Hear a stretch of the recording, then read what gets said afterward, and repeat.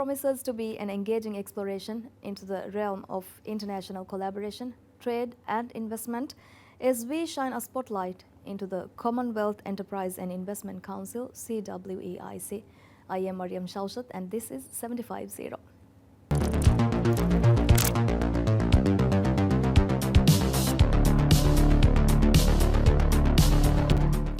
On this episode of 750, here with me is the Chairman of the Commonwealth Enterprise and Investment Council, CWEIC, Lord Jonathan Marland. Welcome to the show. How are you?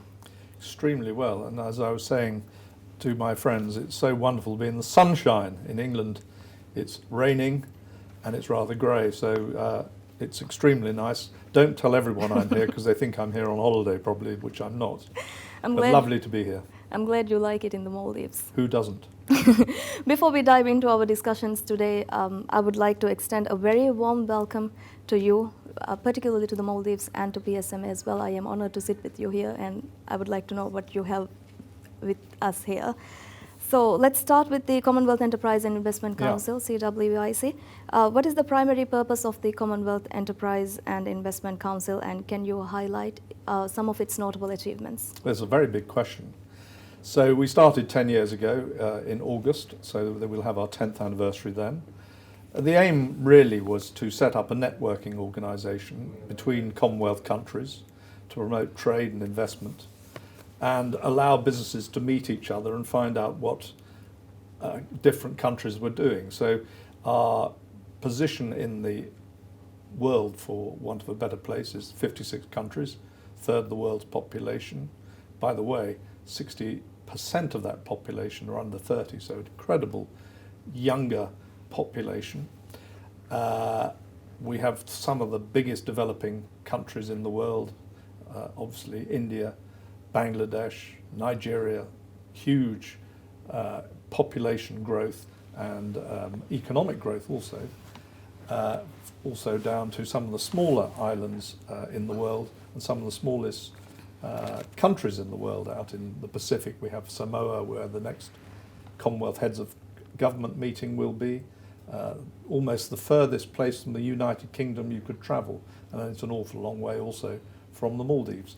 So we cover a really different and diverse range of countries, ethnicity, population dynamics, etc. So the idea was to set up an organisation with the support and under the benefit of the heads of government of the Commonwealth to promote trade, investment and enterprise within the Commonwealth.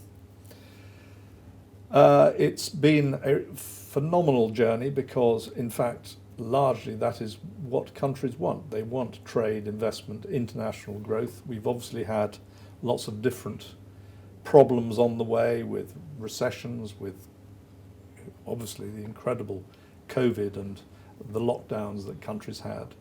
But throughout that we've kept the whole flame alight. And in fact, we did a tourism webinar here in Maldives during lockdown so that we could continue to show the phenomenal tourism trade that you've got here and link you up with still some of the tourist organisations throughout the world. So it's a networking organisation, and it's we consider Maldives as a really interesting place for us. The government here believes in our work, which is a good start, isn't it? Mm-hmm. And it's a pleasure to be here. So when we say words like Commonwealth, UN, these are huge words with huge responsibilities. But what do you think is the most interesting thing about CWEIC?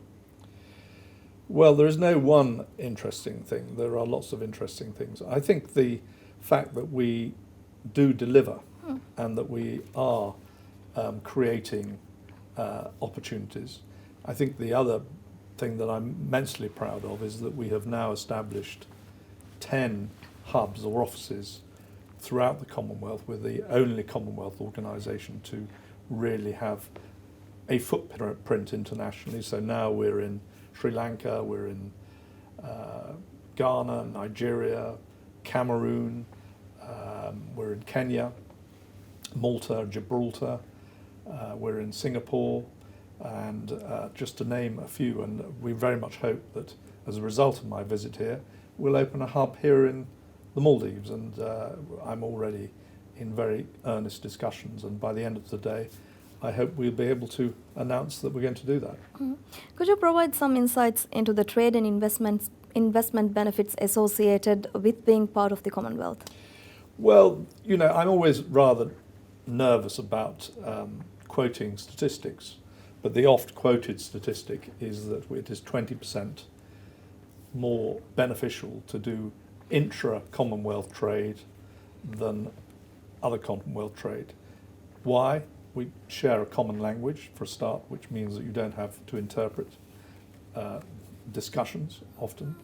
We have a common rule of law in many countries, which is a very good start, so it doesn't mean you need very complicated legal arrangements when doing some trade. We share so much. I mean, I think the UK was one of the first countries to deliver tourism to this country, and in fact I employed, when I first started my business, a boy called De La Roque, and his mother was really the first travel agent for the Maldives back in the 80s. And everyone was trying to persuade me to go then, but I just thought I wouldn't be able to go because everyone would think I was enjoying myself too much. So, you know, that dynamic is important. Shared education. Everywhere I talk, everyone I talk to here loves the Premier League, so that's the football, the sport. And there are lots of nuances that link us as nations. And this is a very good foundation for doing work and for creating enterprise. Moving on to CWEIC's strategic partnerships, what reciprocal benefits do the organizations and its partners offer each other? Well, we do two things. One is for the greater good of the Commonwealth. So alongside the Commonwealth Heads of Government meeting, we will have the Commonwealth Business Forum. The last one was in Rwanda. We had over 1,000 businesses there from 80 countries.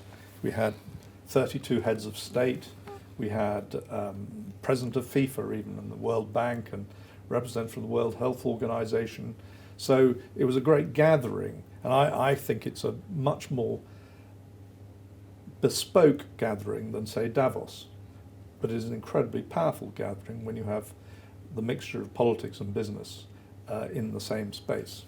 So we do that for the greater good of the Commonwealth. We also do events throughout the Commonwealth. I've just taken 300 businesses to Bangladesh with government ministers and business. So that was a Commonwealth initiative. And then we do bespoke things for our members. And that covers a whole range of things. But basically it's connecting them in country with where there is opportunity, should they wish to have them. And it would be wrong for me to trot out the bespoke things we've done because they're obviously pretty discreet. But I can tell you they're significant. And I think in terms of the government of Maldives, I think one of the things I was proudest of was opening the tourist link with the Maldives immediately after lockdown. The Maldives were of the first group of countries that the UK lifted the restriction from coming to visit, and that was through my direct intervention with the Prime Minister Boris Johnson. And I hope, you know, I hope people here are grateful. I know people in the UK are grateful because they wanted to get out of the UK pretty quickly. So I think I was very pleased to do that, and obviously some of the work I had been doing on the tuna tariff here for the Maldives with the UK government is starting to bear fruition, which is good. So real things. Since we have been talking about lockdown, how do you think the Maldives has achieved from the lockdown to now? Well, I wasn't here, so I can't really remember. I'd like to have been here, of course. And you were here, so you can tell me yourself.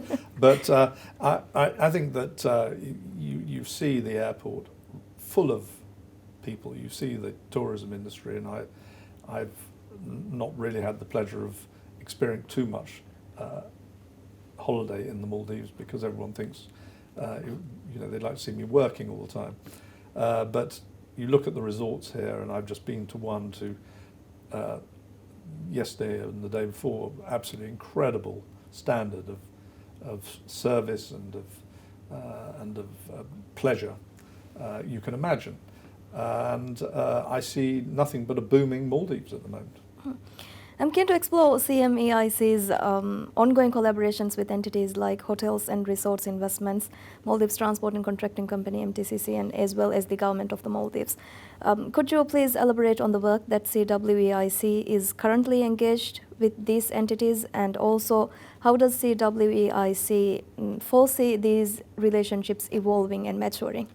Well, I think in the tourism industry, we've obviously linked some of your hoteliers with investors, and will continue to do that. And I think part of our setting up of a hub here will encourage that further. Similarly with MTCC, we wish to build upon the relationship we've got in having a hub here, which, as I said, we will hope to finalise in the next few hours, with any luck, maybe it'll be the next few days, having a hub here where we can directly work for them, probably employ someone here to hang on their every word, do all their bidding, will allow MTCC and our other members to, and also the government, to open a network of 56 countries. Shifting gears to the Commonwealth Business Forum, which is held every 2 years. Yeah. Can you outline key achievements resulting from these forums, and how do you anticipate the forum evolving amid the emerging technologies and challenges like supply chain issues? Well, I think you have to ask the businesses and governments that go to these forums whether they're for outcomes. That's their issue, not mine. We're a networking organisation. I don't measure our organisation on outcomes. I measure it on whether we have been able to connect people. And the connection, you make the connection and people can deliver their own outcomes. What I'm proudest of is that we can persuade not only the major business leaders and major NGO leaders, but also leaders of country to come to an event and participate in it. And if you can't, as a business or as a government, benefit from that, then you need to look at yourself. Because presented before you is a series of programs, a series of activities that allows you to meet this such broad group of people, as I said to you, from 80 countries last time, then you need to look at yourself and wonder why. Exploring specific business opportunities, are there specific bilateral business opportunities between the UK and the Maldives that CWEIC see as particularly promising? Well, I think the economy here is growing so fast because of tourism. I think diversifying that economy will be important. Offering the services to the tourism, the ever-growing tourist industry, will be important. Banking, for example, insurance, obviously food provision and all the rest of it, and transport will be fundamentally important, and we'll be very keen to help on all those. In fact, we're making connections at this very moment in time. So, this is a growing economy. This is an economy that knows its direction of travel, that knows therefore its need, and our job is to help supply it. As far as the UK government is concerned, that's an issue for them. I don't work for the UK government. I work for 56 countries, and the Maldives are a very special one of those as far as I'm concerned. But if in our way we can help, for example, on the tuna tariff or any issues working alongside the UK government representative here, the High Commissioner, we will do so. In programs that have been aired after the current government took office, I have been asking the guests about one piece of advice that you would like to contribute from your expertise. We have had guests telling to prioritize the investments and prioritizing what the government subsidies should go to. What would be your advice to the current government, since it is a fresh government and there's so much potential? What would be your advice? Well, I would never dream of advising a government. I was in government myself for 4 years in the coalition. It's very tough being a government minister. And I suppose the only advice I would say is enjoy it if you can. It's very hard work. It's a thankless task. People are very critical of you all the time. But there are great elements of pleasure when you've actually delivered something for the country. Enjoy that pleasure, because very few people will give you any credit for it. And it is a wonderful experience meeting, of course, the people who you are there to represent. But I would never dream of saying to a government, you should do this or you should do that. There are lots of time. I might think it some of the time, but I've never dreamed of doing it. Thank you so much. That concludes our conversation, and then I would like to also appreciate and acknowledge the work you do for the Maldives and with the government of the Maldives and UK as well as the Commonwealth. Thank you so much once again for sitting with us and sharing some insights. It's been a great pleasure, and thank you for sparing the time. I've much enjoyed it. Thank you. And thanks for the warm welcome I've had here. Thank you once again. And that concludes this episode of 750. Hoping to see you again next time. Goodbye.